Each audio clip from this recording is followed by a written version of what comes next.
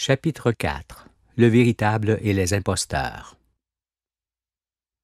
On ne peut savoir qui est l'homme qu'à partir de la compréhension de l'univers. Or, ce n'est point par la prétendue origine de l'univers des scientifiques que l'on peut être éclairé. Car imaginer les astres et tout ce qui vit à partir de l'explosion originelle d'une mystérieuse matière venant de nulle part, c'est élaborer la science de la non-raison d'existence. Il s'agit d'un énorme mensonge dans l'ampleur duquel vous vous noyez, en perdant vos vies et l'humanité. Non, nous verrons que l'univers existe de toute éternité, et que les étoiles brillent pour éclairer et faire vivre leur monde au sommet duquel l'homme est toujours placé. Lorsque nous l'aurons démontré, vous saurez alors que le monde est fort jeune et que, comme cela est déjà écrit en Noé, c'est en raison de cette jeunesse que le cœur de l'homme se porte essentiellement au mal. Le monde qu'il bâtit alors est instable, injuste, et ne peut apporter que la fin de toute vie humaine. Toutefois, Dieu envoie son Fils juste avant que cela ne se produise, pour révéler tout ce qui était tenu caché, jusqu'à son arrivée et sauver ce qui doit l'être. Ainsi, l'Apocalypse qui s'ensuit, qui est résolu et annoncé depuis toujours, servira d'éternel exemple aux réchappés. C'est pourquoi il ne faut point confondre la fin de toute vie qu'amènerait inéluctablement ceux qui règnent, avec l'Apocalypse qui met fin à leur pratique insensée.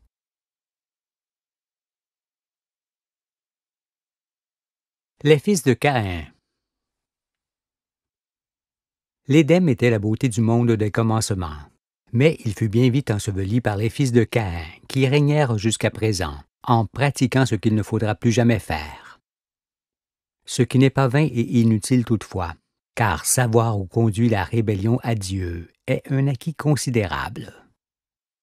Pour l'instant, il faut voir que ceux qui montèrent les mauvais chevaux troublèrent les eaux du fleuve de la vie avec leurs pieds, sans prendre garde à la prophétie qui témoigne de ce qu'il adviendrait d'eux et de leur monde rebelle.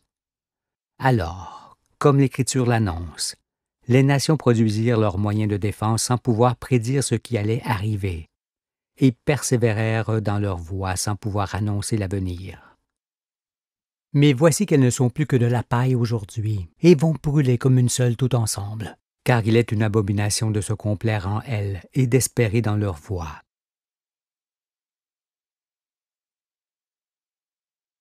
Qui a cru à la prophétie? Et qui comprend cette parole de Jean, en fin des Écritures pour ce grand jour? Venez, rassemblez-vous pour le grand festin de Dieu, afin de manger la chair des rois, la chair des chefs militaires, la chair des puissants, la chair des chevaux et de ceux qui les montent, la chair de tous, libres et esclaves, petits et grands. Condamnés ainsi et ouvertement par les Écritures, comment alors purent-ils devenir rois, chefs militaires, puissants? Peut-on être jugé de la sorte et prétendre marcher avec Dieu? Ce sont pourtant ces hypocrites montrés du doigt que vous placez à vos têtes, eux que vous chérissez. Mais il m'est demandé de les débusquer et de les chasser comme du gibier pour le grand festin de Dieu, parce que leurs œuvres sont celles de Caïn, qui sont d'une très désagréable odeur à l'Éternel. Puisque l'homme n'a pu se concevoir ni se créer, il va de soi qu'il ne peut nullement établir lui-même ses propres règles pour subsister. Seul le Créateur peut les lui donner, comme vous-même placez les règles de marche au sein des machines que vous concevez. Dieu fit ainsi connaître sa loi à Moïse, afin que par elle vous puissiez arriver jusqu'au Fils de l'homme en étant saints d'esprit et debout. Mais vos pères ont jeté cette loi par-dessus l'épaule pour établir des rois et leurs lois. Étonnez-vous alors qu'il y ait autant d'injustice, de dévastation, d'oppression, de désespoir, de maladie et de cris de douleur parmi les peuples. La confusion règne partout et dans tous les domaines, parce que le monde vit Babel aujourd'hui. En effet, Babel est l'image de ce monde qui élève au ciel ce qu'il ne faut pas et qui parle le même langage tout autour de la terre. Il ne peut en être autrement, parce que les hommes se confient et obéissent à ceux qui les orientent dans la même voie. C'est pourquoi Vous êtes tous en train de croire à la science qui sort de l'homme, et non à la science par laquelle on existe, ainsi qu'à des libertés qu'accordent les dirigeants, et non à la liberté originelle. Vous évoquez des sociétés religieuses, et jamais la religion, qui consiste à pratiquer les règles de vie données par Dieu, et à s'élever ensuite jusqu'à lui pour acquérir la connaissance et se conformer à sa volonté. Vous percevez le réel, mais vous interprétez tout à l'envers. C'est pourquoi beaucoup prétendent que la Terre n'a jamais connu d'hommes aussi intelligents que ceux d'aujourd'hui. Dieu, par Moïse, a prévenu l'humanité. Mais l'humanité ne l'a pas entendu, parce que les prêtres de Satan donnent de fausses interprétations de l'Écriture, comme les scientifiques donnent de fausses interprétations du sidéral. Tout cela inverse vos jugements. Il en découle alors les ténèbres humaines, vous faisant ressembler à des hommes perdus dans une forêt obscure, qui ne trouvent point le chemin pour en sortir. En effet, aujourd'hui vous errez, car nul ne peut dissocier Dieu des religions, ni les astres des scientifiques, parce que ces hommes disent haut et fort. Nous avons le privilège de la sagesse et de la compréhension. En les croyant, vous êtes désorientés et désespérés. Tout cela m'occasionne beaucoup de peine, car vous ne pouvez plus envisager de vivre sans le veau d'or, qui est la monnaie, sans les villes monstrueuses qui ne cessent de grandir, sans les machines de fer qui détruisent tout, et sans ceux qui détiennent des pouvoirs et vivent d'autrui en disant « Écoutez ce que l'on vous dit, faites ce que l'on vous demande, et taisez-vous. » Vous faites alors ce qu'ils vous demandent, et vous marchez en pleurant, ce qui est un grand malheur. Car dès lors que les puissants ont la main mise sur vos pays, sur vos régions et vos biens, ainsi que sur vos familles, vos enfants, vos corps et vos esprits, que reste-t-il de ce qui fait de vous des hommes? Il ne vous reste rien. Alors, écoutez-moi. Après quoi, vous les innocents, vous ne serez plus des agneaux que les loups dévorent, mais des agneaux dont les loups ont peur. En ce jour, la terre est comme une femme enceinte dont les enfants se bousculent en son sein. Les uns vont naître pour la vie éternelle. Ce sont les saints d'esprit rendus parfaits à la fin des siècles. Et les autres périront lamentablement à cause des iniquités de leurs pères, qui se sont portés sur eux par les transgressions de la loi. Tout cela annonce de grandes douleurs, car en plus de la difficulté de naître de nouveau, il y aura ensuite la séparation des justes et des injustes.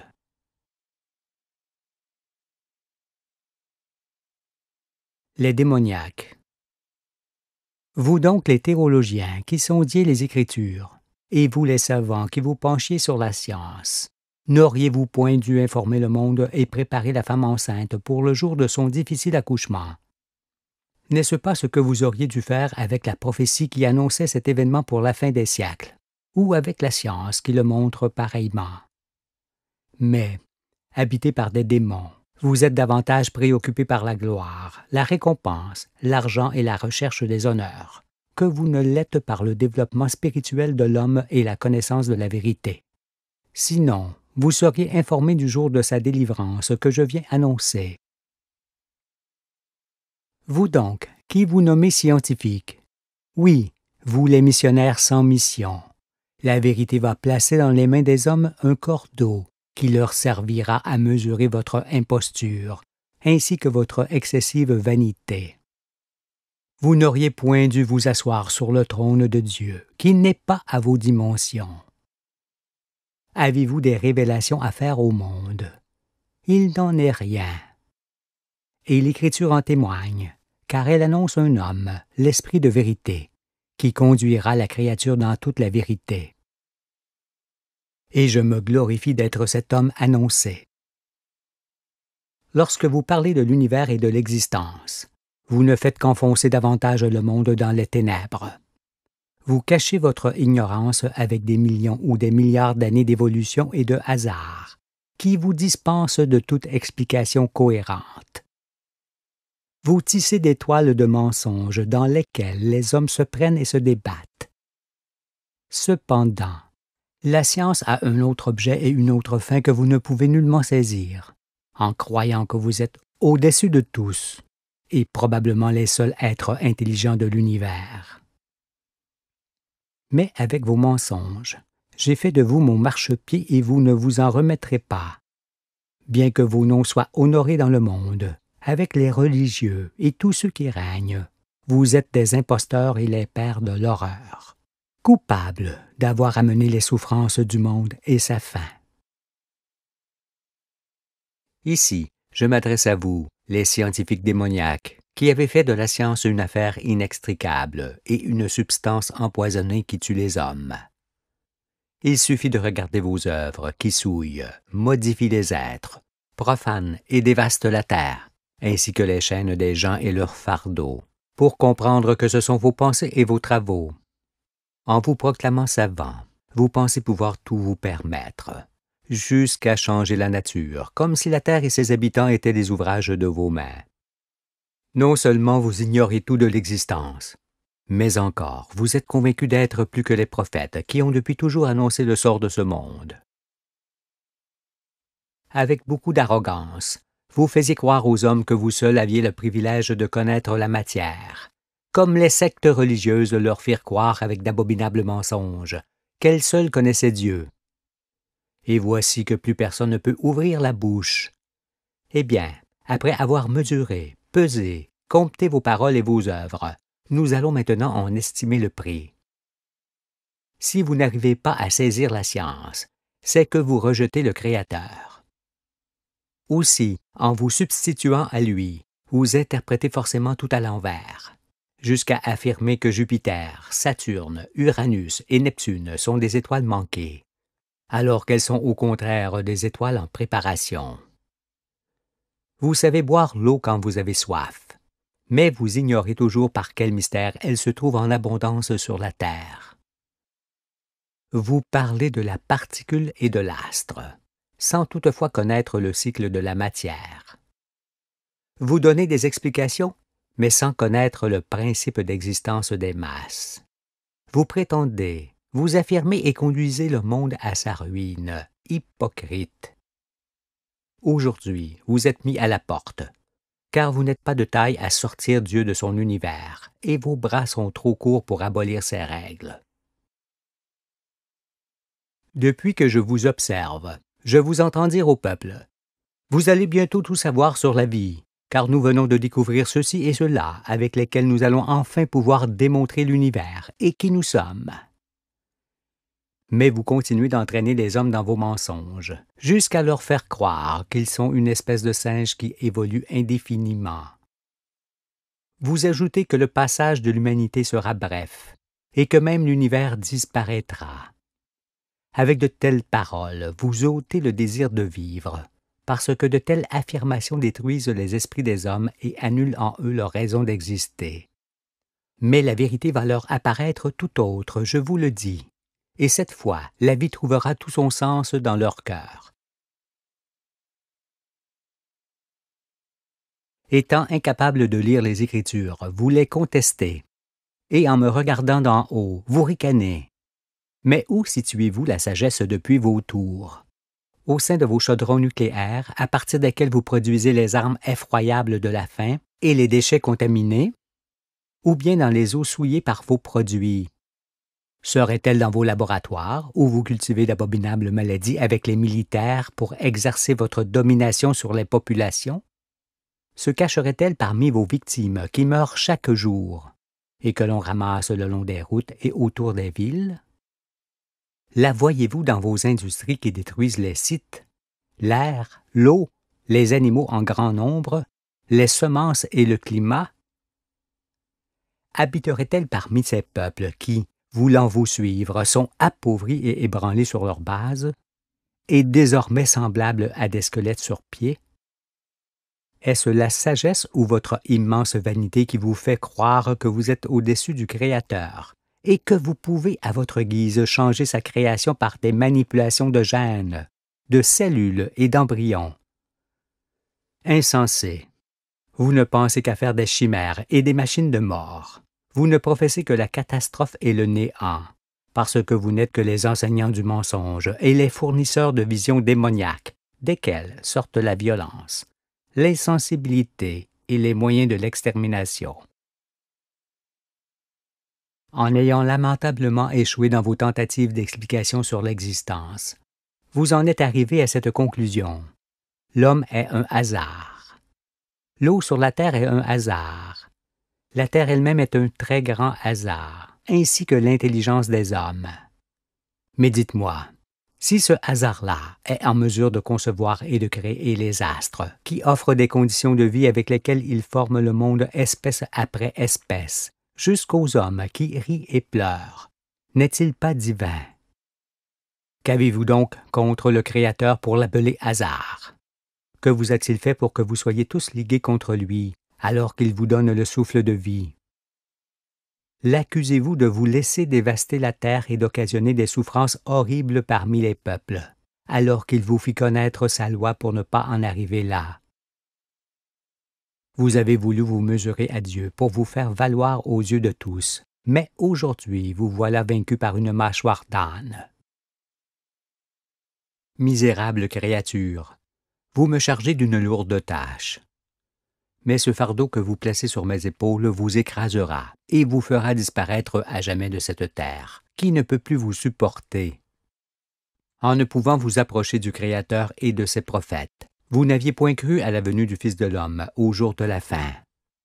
Mais vos œuvres vous suivent, et par vos œuvres démoniaques qui amènent la fin, vous êtes jugés. Vous allez vous en aller, car tel est l'ardent désir de celui qui m'envoie rendre la terre à nouveau habitable, et telle est ma volonté.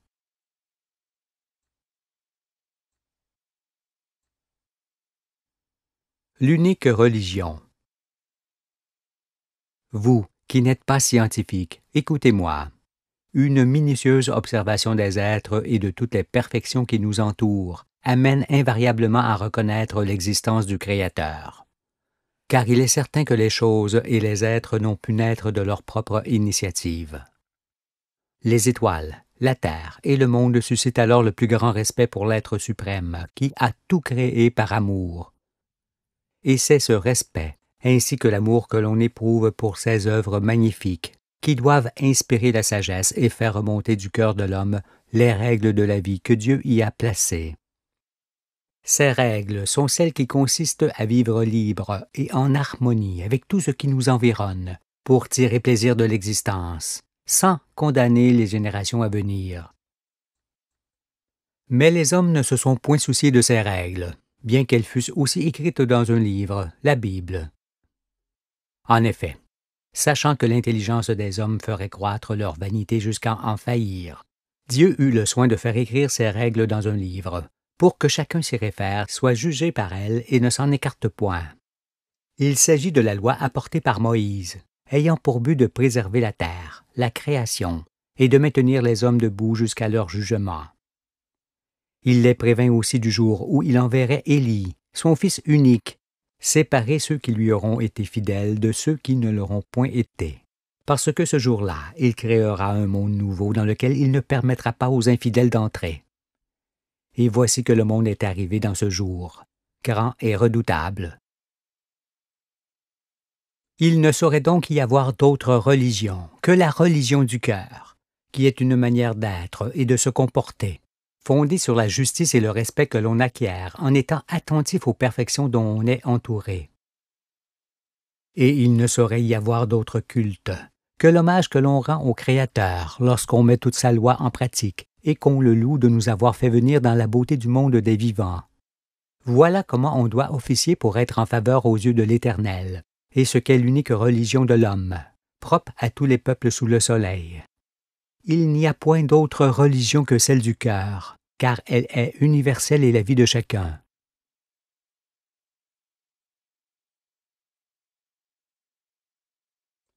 Les infâmes sectes. Mais tout au long des siècles, les Écritures ont été l'objet d'interprétations diverses de la part de quelqu'un qui s'en servirent pour manipuler les hommes, en donnant une fausse image de Jésus pour s'emparer de sa tunique et régner sur vous. Et là se trouve l'origine de grand nombre de religions qui se sont formées sur des rumeurs que les prêtres de Satan ont amplifiées, jusqu'à ce que le nombre de leurs fidèles augmente et forme des églises toujours grandissantes, car ces sectes pernicieuses ne cessèrent de gagner en grandeur et en nombre pour devenir ce qu'elles sont aujourd'hui. Cependant, il ne doit exister que l'Église unique que seule Pierre est en mesure de bâtir. Et je suis cet homme, le Fils, qui se voit en transparence dans toute l'Écriture. C'est pourquoi Jésus me dit, « Toi qui comprends et te reconnais, tu es Pierre dans l'Écriture. Suis-le et tu viendras jusqu'à moi pour bâtir mon Église. » Cela montre que la réunion des élus pour le royaume ne peut se faire que lorsque le monde des ténèbres tient ses derniers discours, et non 2000 ans avant l'heure. Sinon, pourquoi Jésus, qui est le seul en mesure de former l'Église, confierait-il à Pierre le soin de la bâtir? Maintenant, vous comprenez, parce que, pour que les Écritures s'accomplissent, il faut que le Fils de l'homme, qui est Pierre, se lève et réunisse les siens autour de sa bannière. Par conséquent, nul ne peut être dépositaire des Écritures qui sont destinées à tous les hommes, pour qu'ils vivent par elles et ne soient point soumis au jugement du dernier jour. Elles ne furent donc point destinées à un peuple particulier et encore moins à ces hypocrites qui s'en emparèrent pour dominer le monde. Ne concevant point que le Fils de Dieu était, dans les Écritures, l'image du Fils de l'homme aujourd'hui, ils s'empressèrent de dire qu'il était passé et qu'il ne reviendrait plus. Ils firent ensuite croire au peuple qu'ils étaient eux-mêmes envoyés sur terre pour reprendre son flambeau. Aussi, pour abuser des hommes et vivre à leurs dépens, plusieurs de ceux qui collaborèrent avec les Romains fondèrent une secte sur le mensonge et voulurent l'imposer au peuple par la violence. Ils firent ainsi de leur histoire une infamie, une immense traînée de sang innocent qui les suit et qu'ils ne peuvent plus effacer derrière eux. Pour vous tous, qui avez marché dans ces voies, qu'est-ce donc à vos yeux cette secte romaine et tout ce qui se pratique avec elle? Moi, il ne m'apparaît pas de différence entre des vautours qui dansent autour d'une chair morte, en se la disputant, et les prêtres de cette secte, qui font la même chose autour de l'effigie de celui qu'ils voient cloué à un bois, comme un malfaiteur. Les vautours et ce genre de prêtres sont de la même espèce. Ils ont les mêmes rites, les mêmes façons de vivre de chair déchirée. Ils ont associé Jésus à la mort. Ils me sont en horreur. Ils me donnent la nausée.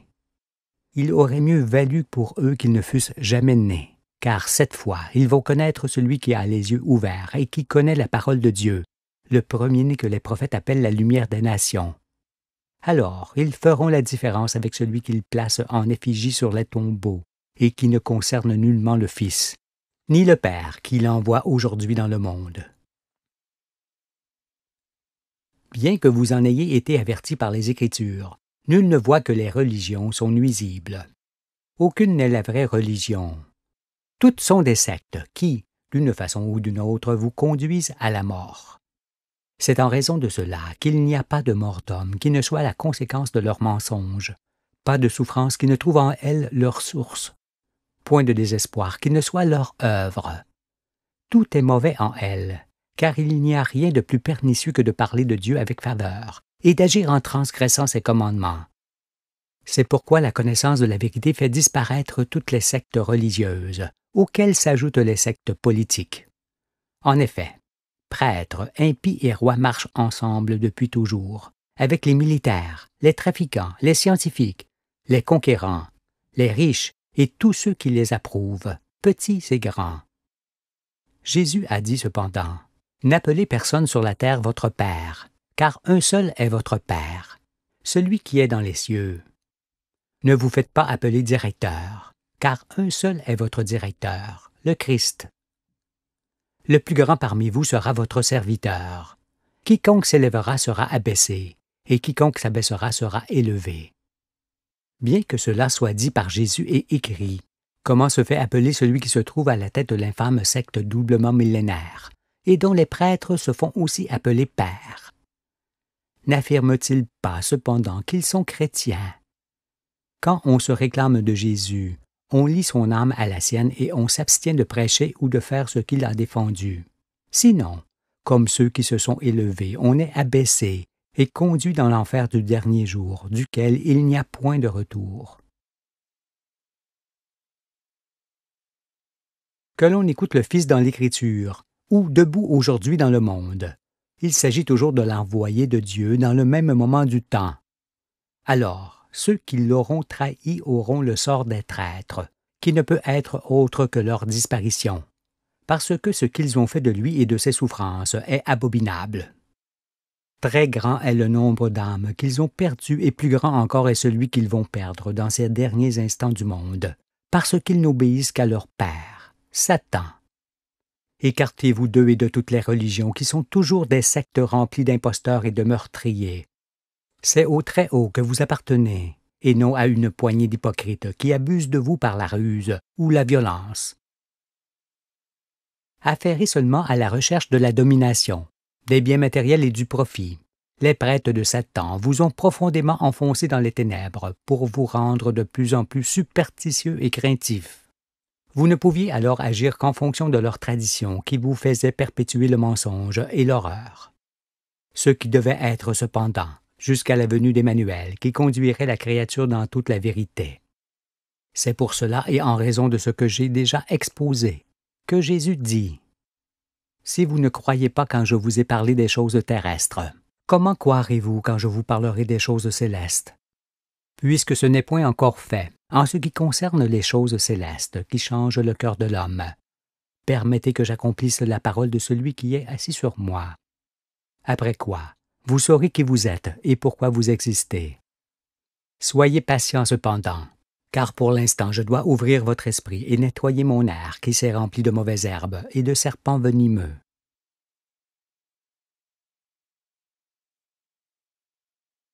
La bête et le faux prophète. Pour ne pas adorer ce qu'il ne faut pas, ni associer à Dieu ce qui n'est pas, Dieu dit à Moïse, pour que vos pères l'entendent depuis lors jusqu'à vous. Tu ne feras point d'image taillée, ni de représentation quelconque des choses qui sont en haut dans les cieux, qui sont en bas sur la terre et qui sont dans les eaux plus bas que la terre. Ensuite, Dieu dit encore, vous ne ferez point de dieu d'argent et de dieu d'or pour me les associer. Vous ne vous en ferez point. Puis il dit, tu ne feras point de statues qui sont en aversion à l'Éternel. Lorsqu'on a foi en Dieu, on se conforme à sa volonté, et on ne lui associe point l'or et l'argent, ni on ne fait ce qu'il interdit. C'est pourquoi ceux qui font fi de sa parole deviennent aussi les adorateurs de statues, de figures et d'images devant lesquelles ils se prosternent. Bien que condamnés, les organisateurs de ces sectes prétendent cependant que leur édifice rempli de ces figures sont la maison de Dieu. Mais l'Écriture dit encore contre eux, « Il y a eu parmi le peuple de faux prophètes, et il y aura de même parmi vous de faux docteurs, qui introduiront des sectes pernicieuses, et qui, reniant le maître qui les a rachetés, attireront sur eux une ruine soudaine. Plusieurs les suivront dans leur dissolution, et la voie de la vérité sera calomniée à cause d'eux. Par cupidité, ils trafiqueront de vous au moyen de paroles trompeuses, eux que menace depuis longtemps la condamnation, et dont la ruine ne sommeille point. Bien que cette parole prévienne de l'introduction de sectes pernicieuses dans le monde, la plus infâme qui se fait appeler l'Église, alors qu'elle s'efforce de vous rendre superstitieux pour trafiquer de vous, jusqu'à vous vendre Dieu à prix d'argent, et en commettant scandale sur scandale depuis 2000 ans, est bien connue de tous. C'est la grande prostituée de la ville assise sur les 7 collines, qui est Rome, comme l'annonce l'Écriture, la mère des impudiques ayant depuis longtemps attiré le châtiment sur sa tête, et qui voit enfin sa ruine arriver. Il va être rendu au double de tes infamies, fille de Satan, en te présentant seulement le personnage du Fils. Jean t'a fait tomber dans le piège, fille prostituée, car tu as voulu t'emparer de son héritage, en ne concevant point qu'il se lève seulement dans les temps messianiques, juste avant la fin du monde. Alors, celui que tu places à ta tête dit, « Le Christ est mort, c'est moi qui suis envoyé sur terre pour le remplacer et poursuivre son sacerdoce. » Et moi je réponds à ce faux prophète qui livre Jésus par un baiser et pour de l'argent, qu'il va éprouver des douleurs qu'aucun homme ne connaîtra. À l'aide d'inquisitions, de massacres, de personnes brûlées au feu des bûchers, de guerres, de galères, d'hommes emprisonnés et d'enfants emmurés vivant avec leur mère et leur père, et autres persécutions tout aussi infâmes. Tu voulus jeter l'effroi pour régner sur le monde. Par la terreur et à l'aide de mensonges, de supercheries, d'intrigues, de superstitions, de dîmes et de rapines, tu as acquis des fortunes et des biens considérables pour asseoir ta domination. Tu fis cela pendant des siècles durant lesquels tu bénis les rois de la terre, les grands, les chefs militaires, les riches et les puissants, aux yeux de tous. Tu élevas le veau d'or au ciel. Tu couvris les criminels et étouffas les scandales. Ainsi, après avoir commis les pires infamies devant la face de l'Éternel, toi, la bête qui monte de la terre, oui, toi qui apposes ta marque sur la main droite et le front des nourrissons en faisant un simulacre de baptême pour te les attacher, sache que la fin de ton règne est arrivée. Ta condamnation vient de tomber. C'est ta disparition et l'effacement de ton nom du milieu des peuples pour l'éternité. Vous tous qui êtes membres de cette secte pernicieuse, écoutez-moi. Vicaire signifie remplaçant, celui qui tient la place d'un autre. De ce fait, celui qui fait croire au monde qu'il est le vicaire de Jésus et de Pierre, c'est-à-dire le vicaire du Fils de Dieu, c'est forcément que cela s'écrit Vicaris Filii Dei, en caractère romain. Par conséquent, un tel usurpateur porte sur sa tête et dans cette appellation le nom de la bête qui monte de la terre, ainsi que le nombre de son nom, 666, mentionné par Jean dans l'Apocalypse. Voici donc, en lettres chiffres romains, l'épée que Jean a placée dans la main de l'agneau pour qu'il décapite ce dragon devant ceux qui en appellent à la justice. Vicaris, Filii, Dei, 112, plus 53, plus 501, égale 666. Calcul du nombre de la bête, 666, demandé par Jean. Toi donc la prostituée, à cause de tes infamies et aussi parce que tu voulus la tête de Jean sur un plateau, pour t'asseoir définitivement en reine. Celui-ci fait tomber ta propre tête aujourd'hui. C'est pourquoi le Fils que tu prétends remplacer comme s'il était passé et ne devait point venir, t'envoie aujourd'hui au fond de la mer pour que le monde soit à jamais débarrassé de ton hypocrisie et des sacrilèges que tu commis sur les innocents. Ainsi, le monde du règne de Satan n'aura plus de tête ni de racines et disparaîtra pour toujours. Après quoi, l'aurore pourra se lever sur cette terre, où seul Dieu régnera par les enfants qu'il se choisit aujourd'hui et par sa loi.